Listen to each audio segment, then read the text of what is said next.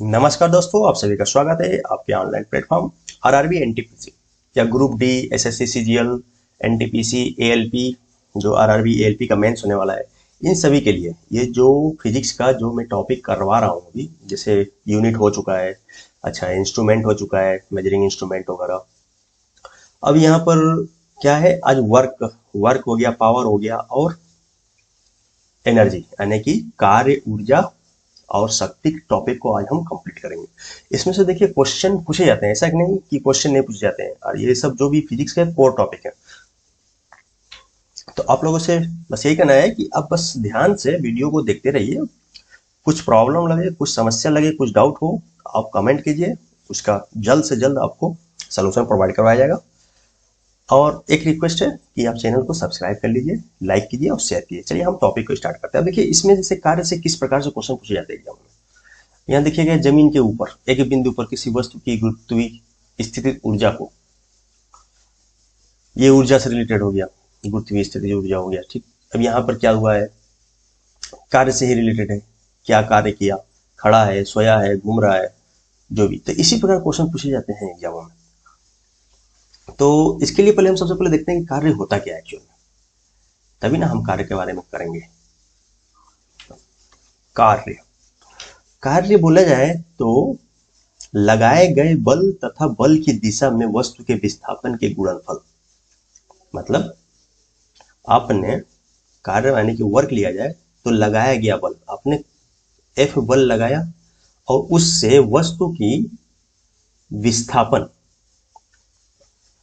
बल की दिशा में, सपोज डेट अपने एक कोई वस्तु है, इसमें आपने फोर्स लगा दिया तो ये विस्थापन हो रहा है किधर, इधर हो रहा है, इधर हो रहा है, इधर हो रहा है, इधर हो रहा है, या उल्टा इस साइड में आ रहा है, ये भी हो सकता है।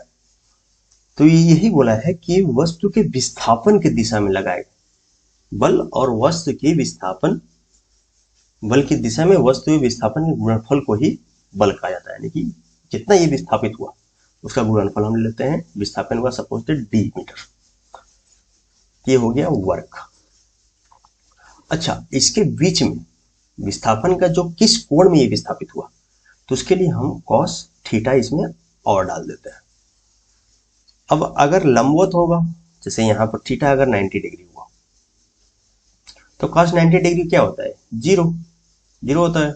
और अगर 0 डिग्री हुआ यानी कि आपने ऐसे बल लगाया इसमें और ये सीधे ऐसे चला गया, यानी कि 0 डिग्री का विस्थापन हुआ, यानी कि कॉस थीटा का वैल्यू हो जाएगा 1। ये आप कॉस थीटा लिख लीजिए, ठीक। तो इसी प्रकार से इसको हम आगे देख रहे हैं इसमें क्या चीजें हैं।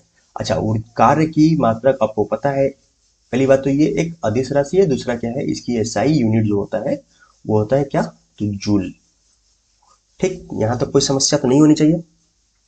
तो मतलब सिंपली आप कार्य बोल सकते हैं कि अगर आपसे हम एक वर्ड में पूछे कि कार्य क्या होता है, तो कार्य होता है बल और विस्थापन का गुणनफल, ठीक। ओके, चलिए नेक्स्ट। और दूसरी बात ये कि अगर लगाए गए बल तथा विस्थापन के मध्य अगर कोई कोण बन रहा है, कितना, थीटा, तो गुणनफल में कॉस थीटा भी ले लेते हैं, सिंपली आपको याद रखने के लिए। बाकी आप इसकी पूरी डिफिनेशन पढ़ सकते हैं, आराम से पढ़िए, कोई दिक्कत वाली बात नहीं है। चलिए आगे बढ़ते हैं। अब क्वेश्चन में हम आते हैं, किस प्रकार से क्वेश्चन पूछे गए और क्या है। कुछ चीजें अगर और देखना चाहे तो देख सकते हैं, लेकिन सब चीज हम सीखेंगे अभी। बहुत सारी चीजें हैं, जहां जैसे हमको क्वेश्चन पूछे जाते हैं हमको मेनली वो चीजें देखना है। बहुत सारी चीज देख कर कोई फायदा नहीं। जो एग्जाम में पूछा जाता है, देखिए एग्जाम जो है सिलेक्टेड चीजें ही पूछता है, उसी को आगे पीछे ऊपर नीचे करके पूछता है। तो इसको जिस दिन आप समझ जाएंगे ना, एग्जाम आपके लिए बहुत हल्का लगेगा। चलिए आगे बढ़ते हैं। अब देखिए इसमें क्या क्वेश्चन दिया हुआ है कि जमीन के ऊपर एक बिंदु पर किसी वस्तु की गुरुत्वीय स्थिति ऊर्जा। पहले आपको ये पता करना पड़ेगा ऊर्जा। अच्छा, ये ऊर्जा से क्वेश्चन आ गया ना यहाँ पर, कार्य से लगता है। चलिए अच्छा, इसको भी देख लेते हैं। स्थिति ऊर्जा क्या होता है। स्थिति ऊर्जा बोले तो जब किसी वस्तु में विशेष अवस्था, मतलब किसी एक स्थिति में है, वो विशेष स्थिति में है, उसके कारण उसमें कार्य करने की क्षमता आ रही है, तो उसको हम स्थिति ऊर्जा बोलते हैं। स्थिति ऊर्जा का जनरली आप फॉर्मूला देखेंगे, यानी कि स्थिति ऊर्जा को बोलते हैं पोटेंशियल एनर्जी, इंग्लिश में ये होता है mgh। mdh नहीं है, mgh है।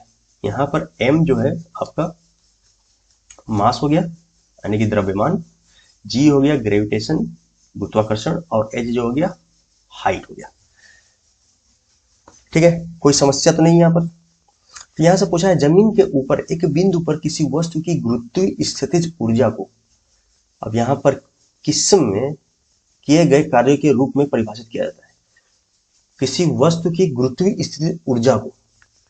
अब इसमें ऑप्शन देखा जाए, इसे गुरुत्वाकर्षण के विपरीत जमीन से उस बिंदु पर उठाने में, आप किसी कार्य कर रहे हैं, जमीन के ऊपर बिंदु पर उठा रहे हैं,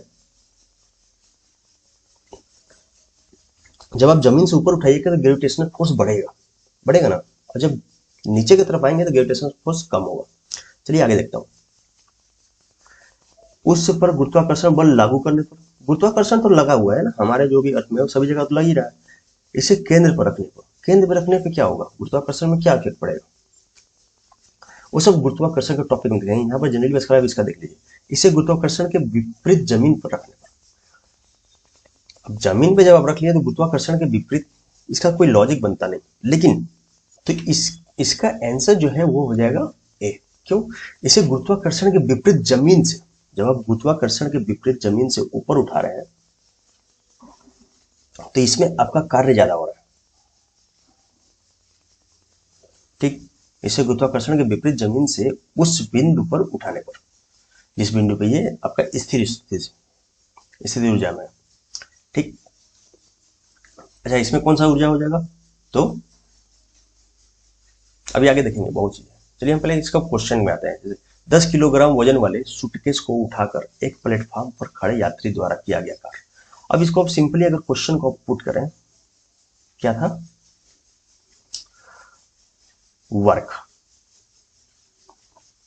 work is equal to force into displacement into का कॉस थीटा।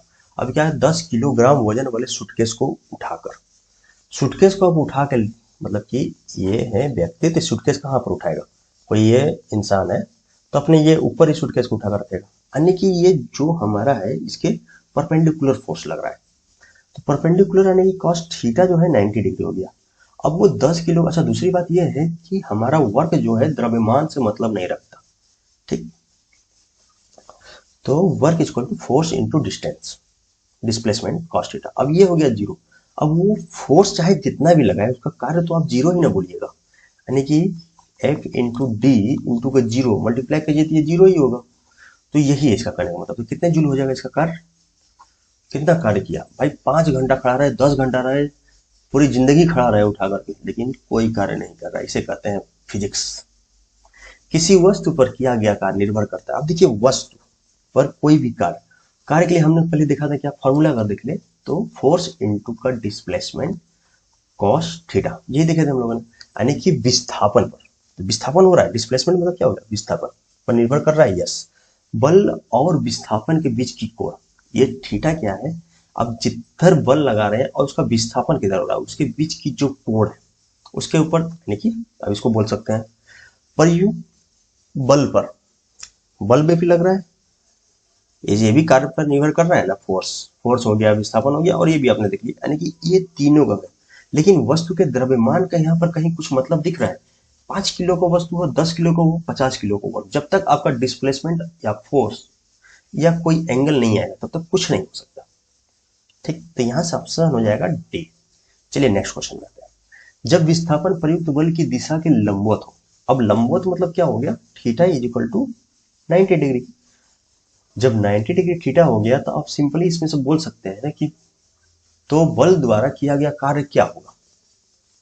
तब बोलेंगे सर ये तो शून्य होगा, ये पीछे ही बोले थे, force work is equal to force into displacement cos theta. किसी वस्तु पर किया गया कार्य किसके ऊपर निर्भर करता है, ये भी हमने देख लिया। अब यही क्वेश्चन जो है ना, थोड़ा सा आगे पीछे करके बहुत बार पूछा है, बहुत बार का सेंस की मतलब कि लगभग देखेंगे तो 15-20 बार क्वेश्चन पूछा है। तो यहां से क्या हो गया, आपने बल, तो बल पर निर्भर करता है आपको, क्या था, work equal to force into का डिस्प्लेसमेंट इंटू का कॉस थीटा, ठीक। बल और विस्थापन के बीच कोण में भी करता है, विस्थापन में भी करता है, पद में करता है, मतलब किसी में नहीं करेगा, तो मास से कोई मतलब नहीं होता। इसका आंसर जो हो जाएगा बी हो जाएगा। चलिए आगे बढ़ते हैं। देखिए जो क्वेश्चन आपको आ रहा है, जो क्वेश्चन थोड़ा सा है, उसमें समय बर्बाद करने कोई मतलब नहीं। निम्नलिखित में से कौन अधिक कार्य कर सकता है, अब आप बताइए इसमें से कार्य ज्यादा कौन करेगा। उठा हुआ हथौड़ा, आपने हथौड़ा उठा लिया ऊपर, लेकिन एंगल जो है, अच्छा दूसरे में आपका विस्थापन भी कुछ नहीं हुआ। आपने यहां से गया सपोज डेट यहां तक तो कुछ विस्थापन हुआ, लेकिन अब ऐसे गए फिर ऐसे घूम के आ गए यहीं पर, तो क्या आपका कुछ विस्थापन हुआ? नहीं। आपका दूरी हो गया, इतना दूर पूरा इतना दूरी है, लेकिन विस्थापन नहीं हुआ है, विस्थापन जीरो है। तो वही करने का मतलब निकोलस ने कौन अधिक कार्य कर सकता है इसमें, तो उठा हुआ हथौड़ा कर सकता है, इसका तो कार्य जीरो हो गया। तेजी से आता हुआ पत्थर, एक चलती हुई गोली। अब देखिए गोली का जो स्पीड कितना होता है, अच्छा खासा स्पीड होता है, तो मतलब कि कितना ज्यादा ये। अच्छा दूसरी बात यह है गोली तो अब जब चलाइएगा तो ऐसे जाएगा, ऐसे घूम के तो आएगा नहीं, वो फिल्मों वाली दुनिया नहीं है भाई, गोली अपना सीधे निकलती है। अच्छा एंगल भी, अब जैसे यहां से आप बंदूक लगा दिए, ये हो गया बंदूक, अपने बंदूक चला दिया, ये ये बंदूक हो गया, ठीक सही ना, बंदूक होता है, बंदूक से यहां से गोली निकाले आपने, गोली जा रही है जा रही है जा रही है, तो सीधे जा रही है ना, यानी कि इसके बीच का एंगल भी 0 डिग्री है। तो इसको बोल सकते हैं कि मैक्सिमम जो है चली हुई गोली, अच्छा घूमता हुआ पहिया, पहिया घुमा, ये घुमा फिर यहाँ आ गया, तो ये डिस्प्लेसमेंट कितना हो गया? 0। तो ये भी आपका 0 के बराबर। तेजी से आता हुआ पत्थर, पत्थर कितना भी तेजी से आएगा, लेकिन गोली की स्पीड जितना तेज से आ रहा है उतना तेज तो नहीं आएगा ना। चलिए तो इसका आंसर क्या हो जाएगा? बी। ये लिख दे रहा हूं, answer of B. Next question आता है, कार्य क्या कहलाता है? तो कार्य हमने अभी देखा क्या, बल इंटू का विस्थापन। अच्छा इसमें cos थीटा दे दिया तो आपको सोचने वाली जरूरत नहीं। जब कोई आदमी दीवार को धक्का दे, अच्छा अगर हामी या आप बना देते हैं तो ठीक, इसको बोले चल भाई धक्का दे, अब ये लेफ्ट फोर्स लगाया जा रहा है, दीवार हिल ही नहीं रहा अपनी जगह से, कि हम तो नहीं जाएंगे, तुम चाहे कितनो मेहनत कर लो, 3 रात मेहनत कर लो कि हम नहीं जाएंगे। तब इसके बाद द्वारा क्या कार्य होगा बताइए? विस्थापन हुआ नहीं, चाहे कितना भी फोर्स लगा ले, हमको विस्थापन और फोर्स दोनों की जरूरत है, उसके बिना हमारा काम नहीं हो सकता। मतलब हम कहेंगे ही नहीं कि उसने कार्य किया। तो सकारात्मक होगा, नकारात्मक होगा, अधिक सकारात्मक कार्य होगा, बिल्कुल कोई नहीं, कोई कार्य नहीं होगा। तो बिल्कुल कोई कार्य नहीं होगा भाई, अधिक सकारात्मक कार्य आप कैसे बोलिएगा? यह कार्य तो बोल ही रहा है 0 हो रहा है। चलिए नेक्स्ट में आते हैं, यदि किसी वस्तु पर लागू एक स्थिर बल, बल की दिशा में वस्तु द्वारा स्थानांतरित बल और दूरी के परिणाम के रूप में दर्शाया जाता है तो उसे क्या कहते हैं? अब देखिए यहाँ पर वही बल की दिशा में वस्तु द्वारा स्थानांतरित बल और दूरी के परिणाम, किसका बोलते हैं? इसको किया गया कार्य, इसको तो देखने की जरूरत नहीं है कुछ, जहां तक मुझे लगता है। नेक्स्ट, किसी पिंड पर कार्य तभी किया जा सकता है जब यह एक यांत्रिक प्रभाव के माध्यम से ऊर्जा वृद्धि का अनुभव करता है। चलिए इसको हम समझ सकते हैं, बल इस पर कार्य करते हैं, वह विस्थापित होता है, या किसी निश्चित दूरी के माध्यम से आगे, दूरी के माध्य से आगे बढ़ता है। देखिए हमको क्या है, यहाँ यांत्रिक प्रभाव यानी कि मैकेनिकल इफेक्ट के माध्यम से ऊर्जा वृद्धि का अनुभव कर रहा है, तो ऊर्जा की वृद्धि आपकी हो रही है, यानी कि इसमें भी आप बोल सकते हैं किसी पिंड पर कार्य तभी होगा, उसमें जब ऊर्जा, कुछ ऊर्जा का वृद्धि हो, ऊर्जा का रूपांतरण हो, तभी ना आप कार्य बोलेंगे। अब देखिए यहाँ पर बल पर लगा देंगे तो भी विस्थापन भी है ना, इन दोनों से आपको बचना है, या तो बी बोलिए या तो सी, इन दोनों को रहेगा जिसमें तभी जाकर के उसका ऑप्शन होगा। तो इसका ऑप्शन जो हो जाएगा, correct answer is a. Next question, किसी वस्तु द्वारा कार्य करने की क्षमता या किसी वस्तु में निहित ऊर्जा पर निर्भर करती है। वस्तु के द्रव्यमान और आयतन पर कहीं आपने देखा कार्य या ऊर्जा? देखिए ऊर्जा 2 प्रकार की होती है, काइनेटिक, मैकेनिकल, वो सब हम देखेंगे ऊर्जा और टॉपिक। हम यहाँ पर देख रहे हैं कार्य से रिलेटेड, किसी निश्चित दिशा में वस्तु की गति, ये आप कुछ समय के लिए रोक सकते हैं। कार्य करने वाली वस्तु की स्थिति और अवस्था, अच्छा वस्तु के परिणाम और दिशा। देखिए परिणाम और दिशा से तो हम केवल नहीं कर सकते, क्योंकि उसमें बल भी चाहिए, तभी जाकर के हम कार्य का बात करेंगे। लेकिन यहां से अगर हम देखें ऑप्शन सी में, ऑप्शन सी क्या बोल रहा है? कार्य करने वाली वस्तु की स्थिति, उसकी क्या स्थिति है, वो चल रहा है, रुका हुआ है, ठीक, मतलब गतिशील है या रुका हुआ है, स्थिर है, उसकी स्थिति और उसकी अवस्था क्या है, किस अवस्था में, क्या उसमें हम फोर्स लगा रहे हैं क्या, उसमें कोई बल दे रहे हैं, तो इसको हम बोल सकते हैं। तो देखिए ये सब जो क्वेश्चन है ना, ये सब क्वेश्चन पूछा था, और एसएससी में भी बहुत ऐसे इस टाइप के क्वेश्चन पूछे जाते हैं। तो इस टाइप के क्वेश्चन को थोड़ा सा लॉजिक लगा करना होता है। ये तभी होगा जब आपका उसका जैसे कि फोर्स वर्क के बारे में आपने जाना, तो ये जब तक क्रिस्टल क्लियर नहीं होगा तब तक ये सब में बहुत कंफ्यूजन होता है। ठीक है, तो जहां तक मुझे उम्मीद करता हूँ ये आपको समझ में आ गया होगा। नेक्स्ट क्वेश्चन में बढ़ते हैं। गति करती हुई एक कार विपरीत दिशा में आती हवा का सामना करती है। एक कार है, ट्रक बन गया क्या, ये बड़ा वाला कार है भाई। ठीक, कार जा रही है, इधर से हवाएं आ रही है, ले जाने कहाँ, हवाएं, ये हवाएं आ रही है। अब ये हवा आकर के विपरीत दिशा में आती हवा का सामना करती है, कर रही है सामना, जाहिर सी बात है कार्य पर हवा द्वारा किया गया कार्य होगा। कार्य पर हवा जो कार्य करेगा वो क्या करेगा? देखिए अगर, तो यहां पर हम लोग देख रहे हैं कि जब ये कार जा रही है, इधर से हवा आ रही है, तो हवाएं जो है इसका अपोज कर रही है, यानी कि विपरीत दिशा में आ रही है, तो इसको, लेकिन जो कार है फिर भी वो आगे निकल रहा है, आगे चलता जा रहा है। यानी कि इन दोनों के बीच का अगर हम एंगल का बात करें तो कितना एंगल हो जा रहा है, 180 डिग्री। तो 180 डिग्री यानी कि cos 180 डिग्री 180 डिग्री का बात करें तो ये होता है माइनस का 1। अब यहां पर फोर्स आपने मान लिया F फोर्स लग रहा है कार का, ठीक, कुछ ये भी फोर्स लगा रहा है यानी कि उसको माइनस हो गया जो भी। उसके बाद फिर कार्य पर हवा द्वारा था, कार्य हवा जो काम कर रहा है, अगर ये कार का अपोज कर देता हवा, यानी कि कार को अगर पीछे ढकल लेता तब तो ये पॉजिटिव कार्य करता, लेकिन जब ये पीछे ढकल नहीं पा रहा है तो फिर ये, इसलिए ना ये इधर आ रहा है और ये इधर जा रहा है, इन दोनों के बीच में कितना 180 डिग्री का कोण बन गया। अब डिस्प्लेसमेंट जो भी है, कुछ भी डिस्प्लेसमेंट हुआ, और cos 180 डिग्री, इसका मान हो गया ये पूरा का -1, और बाकी इधर तो जो भी कीजिएगा ये निगेटिव में आएगा, यानी कि यहां से बोल सकते हैं कि ऋणात्मक कार्य होगा, कार्य जो है ऋणात्मक होगा यानी कि निगेटिव होगा। समझ में आ गया होगा। देखिए अपोजिट डायरेक्शन में काम कर रहा है तो जहां सिंपल बात है कि वो ऋणात्मक होगा, बाकी इतना इसमें कुछ करने की जरूरत नहीं है। नेक्स्ट, 10 न्यूटन का एक क्षैतिज बल 5 केजी की एक वस्तु को बल की दिशा में 2 मीटर की दूरी तक विस्थापित करता है।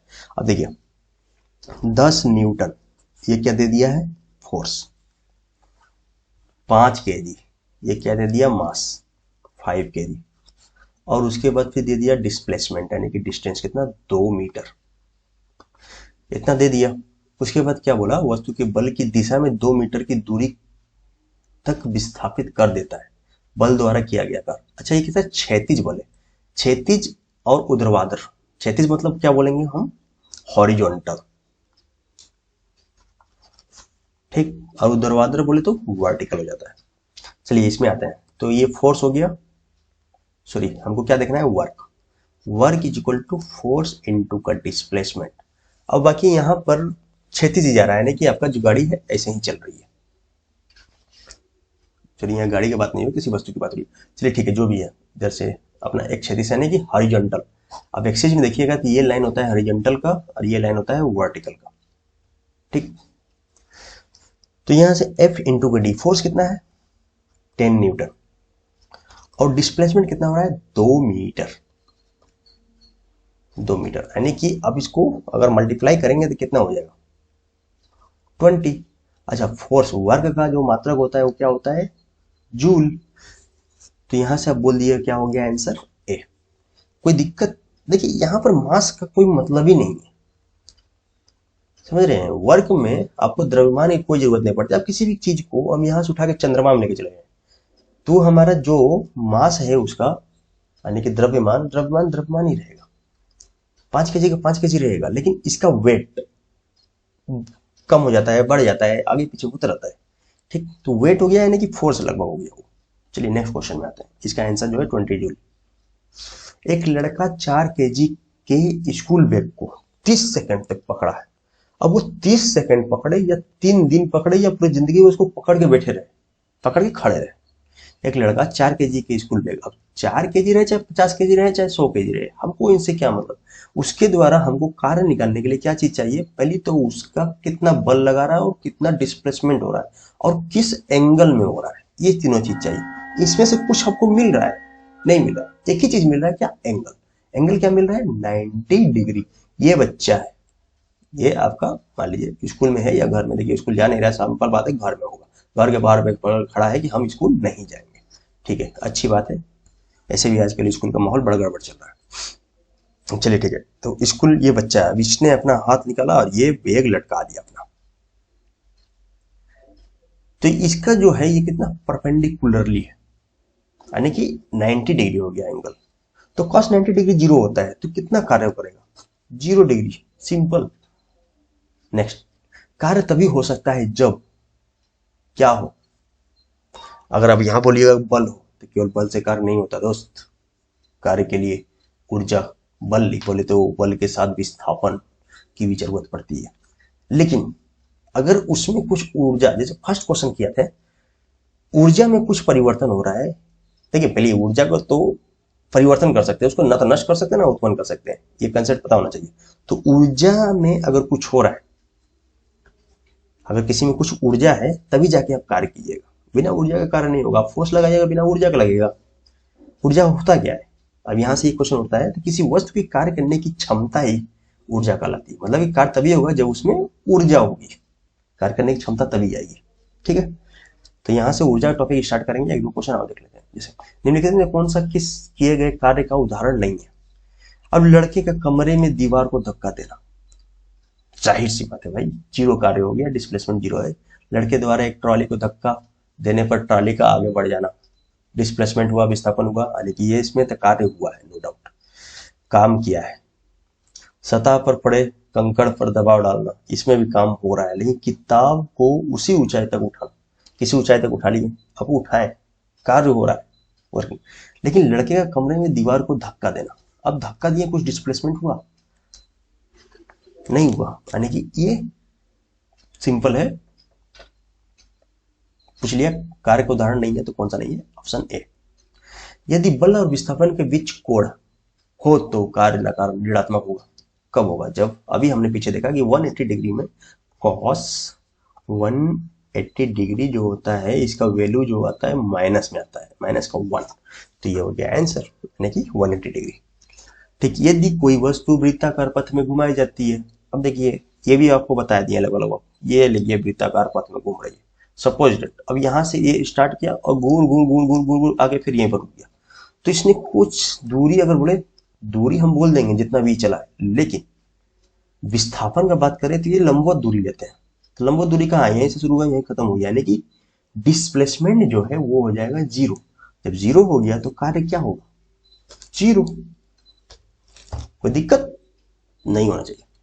जब बल विस्थापन होता है तो बल द्वारा किए गए कार्य को ऋणात्मक माना जाता है। अधिक, जब बल विस्थापन की दिशा के विपरीत में होगी, सॉरी, हाँ, बल विस्थापन की दिशा में विपरीत बोलिए, या विस्थापन जो है बल की दिशा के विपरीत में बोलिए, दोनों का मतलब हो सकता है। तो बल की दिशा के लंबवत होता तो 0 हो जाएगा भाई। संवेग की दिशा में होता है, इसका तो पता नहीं, देखो बल में अभी तक हम संवेग से कुछ बातें नहीं की, उसको अभी हम होल्ड करके रखते हैं। बल की दिशा में होता है, बल की दिशा में अगर हो रहा है तो पॉजिटिव होगा, लेकिन बल की विपरीत दिशा में हो रहा है, तो ये हम बोल सकते हैं कि हमको नेगेटिव चाहिए, तो विपरीत दिशा में। कार और हवा वाला देखे थे ना, कैसे कार आया हवा और कैसे कैसे क्या हुआ, तो वही वाला कंसेप्ट है इसमें भी। चलिए, तो हम आज ये जो है, बाकी अभी देखिए इसमें बहुत सारी चीजें हैं, शक्ति पावर वगैरह से भी रिलेटेड है, एनर्जी से भी रिलेटेड क्वेश्चन है, और ये सब वही क्वेश्चन है जो जहां तक ज्यादातर एग्जाम में पूछे गए हैं। और कुछ क्वेश्चन ऐसे भी हैं जो एग्जाम में नहीं पूछे गए, लेकिन लेके आ गया हूँ उससे वो कंसेप्ट पूरा क्लियर करने के लिए, 3-4 डाटा ऐड करके। तो बस आप लोगों से एक ही करना है कि आप पढ़ाई लिखाई में मन लगाए रखिए, पढ़ाई लिखाई करते रहिए, आप रेगुलर चैनल को फॉलो कीजिए और रेगुलर वीडियो को देखिए आपके लिए हम रेगुलरली वीडियो अपलोड कर रहा हूँ। पहले बहुत लेट में करता था क्योंकि लोगों को, लेकिन कर रहे हैं कि जब भाई कुछ लोग अगर हमारे साथ जुड़े हुए हैं तो उन लोगों को भी सिलेक्शन अगर दिलवाने में मेरा कुछ हाथ रहता है तो बहुत खुशी होगी, मुझे भी खुशी होगी, आपको भी खुशी होगी। देखो यार, जब तक लड़का कामयाब नहीं होता ना तो उसका कोई वैल्यू नहीं है, सिंपल, लड़के की बात कर रहा हूँ मैं। और लड़कियों का खूबसूरत रहती है तो वो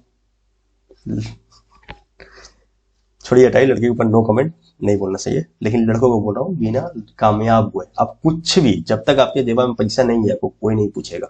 कुछ समय के बाद माँ बाप भी बोलेंगे, कहेंगे यार कुछ कर ले भाई। ठीक है, तो पढ़ाई लिखाई कर लो, सिलेक्शन हो जाएगा, सिलेक्शन हो जाएगा, पैसा आएगा, एंजॉय कीजिएगा, घर वाले को घुमाइए ठहराइए। तो आज यहीं पर करते हैं इस टॉपिक को हम खत्म।